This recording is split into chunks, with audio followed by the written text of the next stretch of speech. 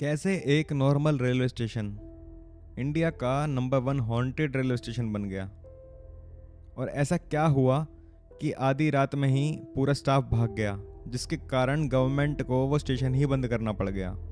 Waste Bengal के Purulia district में एक छोटी सी जगह है, बेगुन कोदार, जिसे लोग कहते हैं इंडिया का सबसे भयंकर haunted railway station. Welcome to buried tales TV guys. जब मैं इस स्टोरी को पढ़ रहा था ना, तो मुझे लगा कि हाँ यार, इस स्टोरी पे वीडियो ज़रूर बनानी चाहिए कि उस रात अरविंद मेहरा के लिए कितनी लंबी रही होगी। अगर आपको हमारी स्टोरीज अच्छी लगती हैं तो लाइक कर दीजिए वीडियो को, और आप अगर हमारे चैनल पर नए हैं तो सब्सक्राइब कर दीजिए। इससे हमें थोड़ी मोटिवेशन मिलती है ताकि अच्छी अच्छी स्टोरीज हम आपके लिए लाते रहें। अब ये कहानी शुरू होती है। रात के 12 बज रहे थे। रेलवे स्टेशन के कोने में एक ट्यूबलाइट ब्लिंक कर रही थी और हवा पेड़ों से टकराकर एक अजीब सी धुन बना रही थी। ना कोई पैसेंजर्स, ना कोई ट्रेन। 42 साल तक ये रेलवे स्टेशन बंद था। कहा जाता है कि 1967 में एक ऐसी घटना हुई कि जिसके कारण पूरा स्टाफ ही भाग गया। साल 2009 में 42 साल बाद रेलवे डिपार्टमेंट ने एक नया स्टेशन मास्टर भेजा था, अरविंद मेहरा। अरविंद अपने रेलवे क्वार्टर से जो अलॉट हुआ था, वहाँ साफ सफाई करने के बाद, अपना सामान सेटल करने के बाद अरविंद घड़ी की तरफ देखते हैं तो इनका टाइम हो चुका था रेलवे स्टेशन पहुंचने का। अरविंद अपने क्वार्टर से बेगुन कुदार रेलवे स्टेशन के लिए एक रिक्शा करते हैं। वो रिक्शे वाला सवाल पूछता है कि साहब, जब इतने सालों से रेलवे स्टेशन बंद है तो आप वहाँ करने के जा रहे हो? और हाँ साहब, मैं आपको पहले ही बता देता हूँ, मैं आपको स्टेशन से कुछ दूर पहले ही छोड़ दूंगा, वहाँ से आपको खुद चल के जाना पड़ेगा। फिर अरविंद जवाब देते हैं कि भाई, अब ये स्टेशन दोबारा खुल रहा है और मैं वहाँ का एज अ स्टेशन मास्टर बन के जा रहा हूँ। तो ऑटो ड्राइवर पीछे मुड़कर कहता है कि साहब, जितनी जल्दी हो सके ना, अपना ट्रांसफ़र करवा लेना। अरविंद कहते हैं, भाई अभी तो मेरी ज्वाइनिंग भी नहीं हुई, पहला दिन है आज मेरा, और मैं पहले ही ट्रांसफ़र करवा लूँ? और स्टेशन से करीब 200 मीटर पहले रिक्शे वाला रिक्शा रोक देता है और इनसे कहता है, साहब आपके 50 रुपये हुए और यहाँ से आपको खुद चल कर जाना पड़ेगा। अरविंद जब अपना वॉलेट खोल कर पैसे निकाल रहे होते हैं तो ड्राइवर अपने कांपते हाथों से वो पैसे पकड़ता है और बिना गिने तेजी से रिक्शा मोड़कर चला जाता है। अरविंद कहते हैं, कितना बड़ा ही अजीब आदमी था यार। उसके बाद अरविंद स्टेशन में एंट्री करते हैं। वो देखते हैं कि पूरा स्टेशन खाली है और रेलवे ट्रैक पर घास उगी हुई है। अरविंद कंट्रोल रूम का गेट जैसे ही खोलते हैं, वो देखते हैं कि भाई मकड़ी के जाले, धूल मिट्टी, इतनी टेबल पे चेयर पे इतनी धूल मिट्टी थी, इनका देखकर मूड खराब हो जाता है कि भाई पहले अपने रूम में साफ सफाई करी, अब यहाँ भी करो। वो अपने बैग से एक रिपोर्टिंग फाइल निकालते हैं और साइन करने लगते हैं। इतने में इनकी नज़र पड़ती है नोटिस बोर्ड पर। उस पर लिखा था, क्लोज सिंस 1967, अनएक्सप्लेन्ड डेथ। उस पल हवा और ठंडी हो गई और उन्हें एक पायल की आवाज़ सुनाई दी।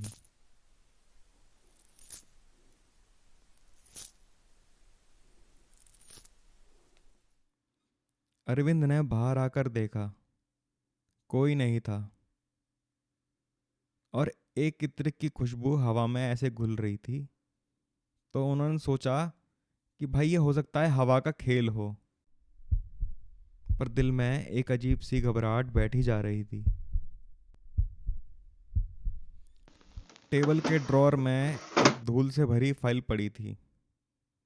उस पर लिखा था, इंसिडेंट रिपोर्ट 12 सितंबर 1967। उसमें लिखा था, स्टाफ ने देखा एक महिला ट्रेन से उतरकर प्लेटफॉर्म पर हाथ के बल चल रही थी और उसके पेट के नीचे का धड़ था ही नहीं। अगले दिन स्टेशन मास्टर की लाश रेलवे ट्रैक पर मिलती है, आंखें खुली होती हैं उसकी। उस फाइल के लास्ट पेज पर लिखा था बस एक नाम, कामिनी देवी। रात के 1:10। अरविंद को एक ट्रेन का हॉर्न सुनाई दिया। अरविंद ने घड़ी की तरफ देखा। उस टाइम पर कोई भी ट्रेन शेड्यूल नहीं थी। रेल ट्रैक कांपने लगा। उसकी टॉर्च फ्लिकर करने लगी और सामने से एक इंजन आ रहा था, बिना बोगी के, बिना ड्राइवर के।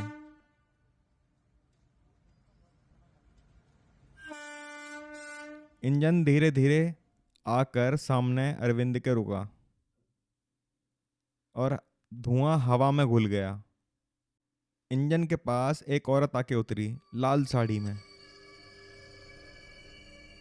वो सीधा प्लेटफॉर्म के बीच आई और थोड़ा रुककर धीरे से मुड़ गई।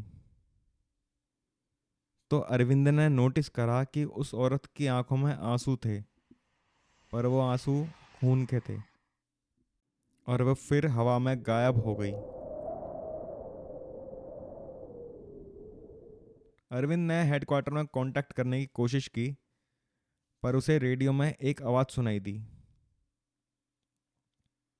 अरविंद प्लेटफॉर्म नंबर 2 पर आ जाओ।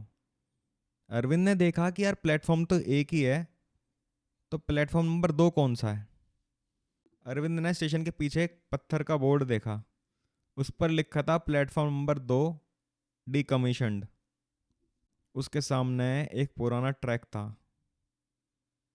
घास से भरा, और उस घासों के बीच में वही लाल लाल साड़ी वाली औरत खड़ी थी। अरविंद समझ गया था कि ये कोई आत्मा का खेल है, ये कोई नॉर्मल इंसान नहीं है।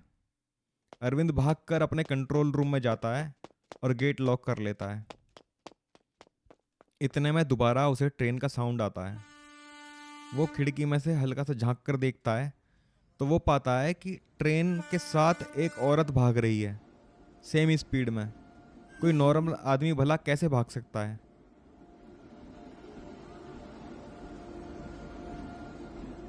यह देखकर अरविंद के हाथ पैर फूल जाते हैं। वो खिड़की के नीचे बैठ जाता है। बैठने के बाद जब वो नोटिस करता है कि ट्रेन का साउंड दूर चला गया, मतलब ट्रेन जा चुकी है, वो हल्का सा झांक कर देखता है तो वो देखता है कि वही औरत हाथों के बल चलती हुई अरविंद की खिड़की की तरफ आकर कहती है कि तुमने मुझे बचाया क्यों नहीं।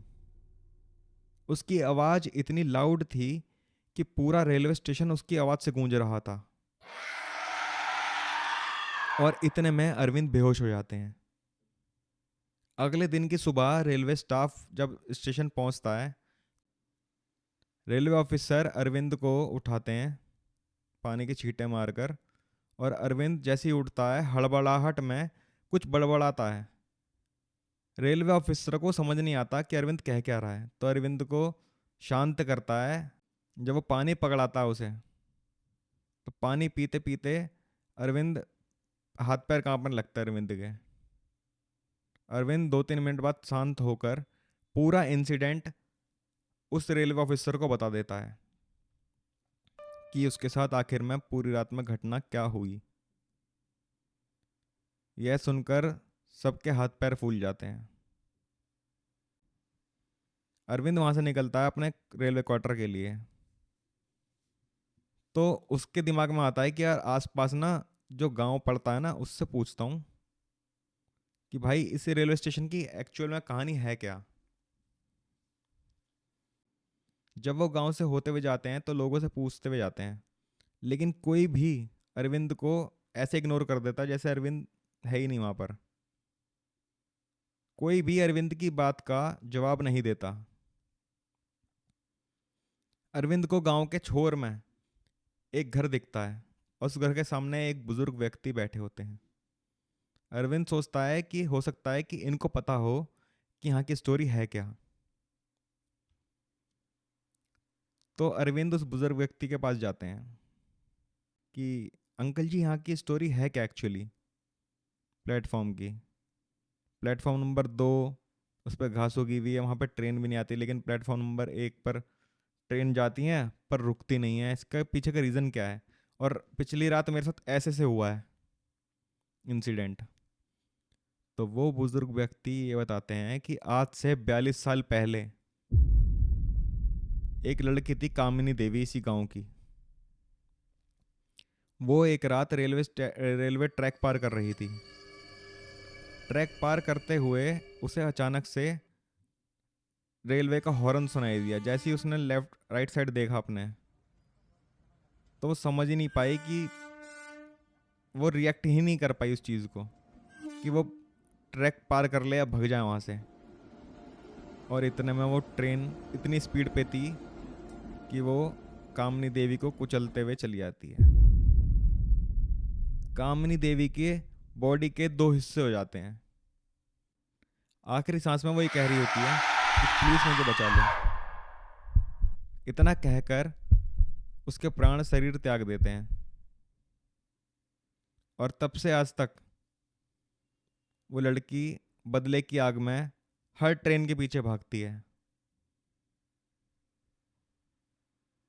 आखिर में वो बुजुर्ग व्यक्ति कुछ ऐसा कहते हैं जिसको सुनकर अरविंद हिल गया। शायद आप भी हिल जाओगे। वो बुजुर्ग आखिरी में कहते हैं कि वो कामिनी देवी जो लड़की खत्म हुई थी, वो एक्चुअल में मेरी बहन थी। अगले दिन से स्टेशन फिर बंद कर दिया। अब कोई भी वहां ड्यूटी नहीं करता। कहते हैं बेगुनकुदा रेलवे स्टेशन पर कोई भी ट्रेन नहीं रुकती, और जो भी वहां से गुजरती है उस लड़की की आत्मा बदले की आग में हर ट्रेन के पीछे भागती है। और ये स्टोरी यहीं एंड होती है। अगर आपको स्टोरीज अच्छी लगी हो तो कमेंट करके ज़रूर बताना। और हाँ गाइज, शेयर करना मत भूलना। अगर आपका प्यार ऐसे ही मिलता रहा तो स्टोरीज भी आती रहेंगी। जय श्री राम, हर हर महादेव।